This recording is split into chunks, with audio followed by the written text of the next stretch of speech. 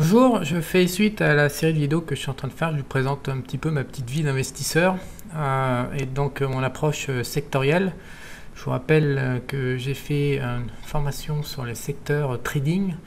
Et c'est à l'issue de cette formation sur le trading secteur qui pose d'ailleurs un problème parce que l'accès aux ETF américains sectoriels sont interdits par les règlements européens. Et donc pour les Européens, il y a encore une solution, ça consiste à passer par les CFD sur ETF sectoriel US. Mais beaucoup de gens du coup ne réfléchissent pas en termes de secteur, alors que depuis que j'ai découvert ces secteurs il y a 3 ans, je fais plus que ça. Ça ouvre d'énormes perspectives en ce qui me concerne. Et là, je parle plus du tout de trading, mais d'investissement, c'est-à-dire des positions que je trimballe sur mon compte. Et donc aujourd'hui, pas mal de gens ont vu mes vidéos récentes, notamment hier sur l'ETF XAR. Et donc aujourd'hui, je vais présenter l'un des seuls ETF qui crée vraiment de la valeur actuellement, en dehors du solaire et de l'énergie renouvelable. Comme je l'ai déjà dit, moi je suis très dérangé par les politiques actuelles. Enfin, je rappelle quand même que les élections américaines, on en est à faire voter des centaines de milliers de morts pour savoir qui va diriger le premier arsenal nucléaire du monde capable de faire sauter la planète 10 fois. Donc quand les morts commencent à voter, on est quand même en train de bafouer toute l'organisation mondiale, la démocratie, tout ce à quoi on croit. En fait, c'est une fiction. Puisque ces élections se terminent par un vote des morts. Donc, et en plus, derrière, on se demande, je suis sûr qu'on va assister au triste spectacle d'une justice américaine incapable de trancher ce merdier, qui va finalement donner raison aux escrocs. Et puis, c'est pas forcément Trump ou les démocrates ou les républicains, puisqu'il y a encore une fois 20 ans, Al Gore s'est fait baiser. L'idée, c'est de faire la guerre. Donc, XAR est aujourd'hui le deuxième secteur pour moi fondamental qui crée le plus de valeur que la techno. Alors il est très sport, c'est le secteur des semi-conducteurs que vous avez sous les yeux, donc XSD. C'est là où vraiment ça pousse très fort par moment, plus fort que le Nasdaq. Oui, comme je t'ai expliqué, l'industrie solaire, le secteur du solaire, l'ETF c'est le solaire qui s'appelle TAN. Personnellement j'y touche pas, j'affiche les valeurs mais j'arrive pas à les prendre.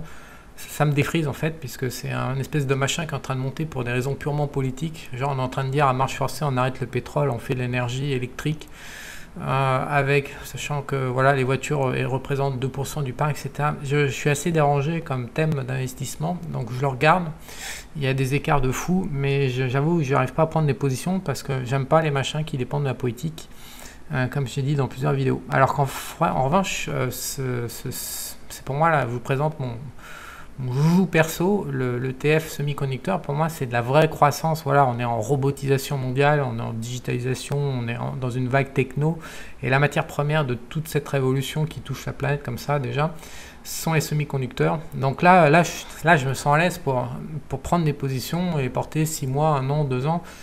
Je trouve ça logique, je comprends pourquoi ça monte. C'est pas parce qu'il y a 3 connards en haut de l'humanité qui ont décidé que ça monte. Non, là on a vraiment des dizaines de millions, des centaines de millions d'utilisateurs, des millions d'entreprises qui consomment ces produits. Voilà. Donc moi, les semi-conducteurs, c'est pour moi aujourd'hui l'un des meilleurs endroits pour investir à long terme, si ce n'est pas le meilleur de la planète en fait, probablement.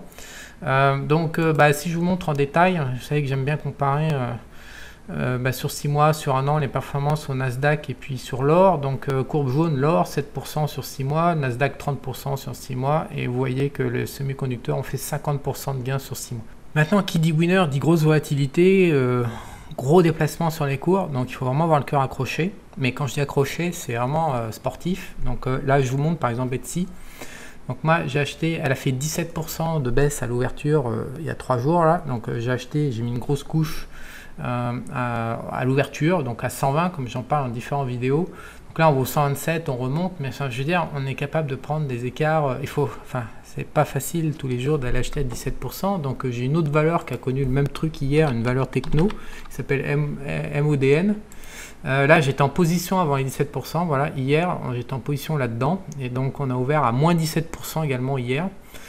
J'ai remis donc une couche à l'ouverture à moins 17% hier, et comme vous pouvez voir, donc maintenant du coup, comme mon prix moyen maintenant est à 32,20, donc à 33,09 maintenant je suis en train de gagner. Mais enfin il faut quand même recadrer l'histoire, c'est des variations qui sont... on ne parle pas du tout de trading, encore une fois, je parle de prendre des positions et de tenir ces positions sur plusieurs mois et donc d'essayer de capitaliser sur la croissance du secteur techno. Seulement quand on rentre en position, voilà, on peut se prendre du moins 17 dans la gueule, donc je maintiens qu'il faut y aller par plusieurs couches, et puis au moment où on se pète la gueule, il ne faut pas trembler, il faut savoir ce qu'on fait, il faut y aller, quoi, il faut remettre une couche.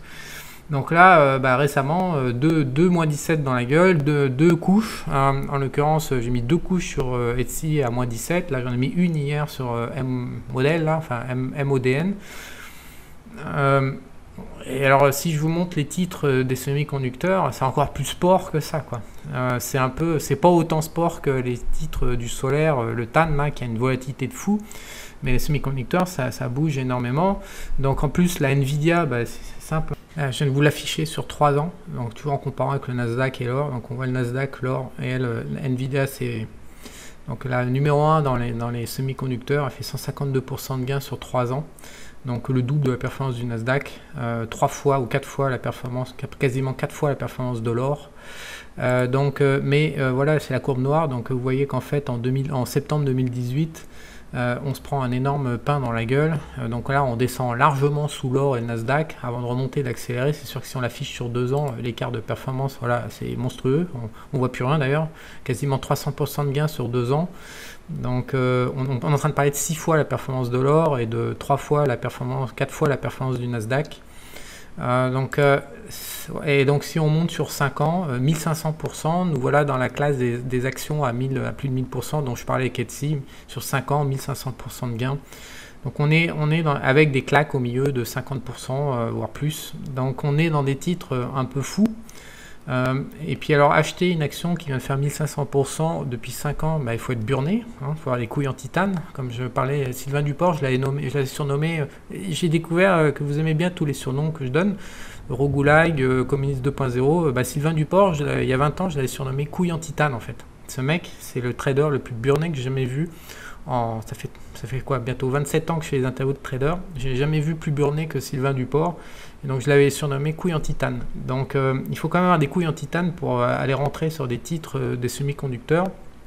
Donc il y a beaucoup de volatilité, il y a beaucoup d'écarts, il y a des gains forts, ça accélère très très fort.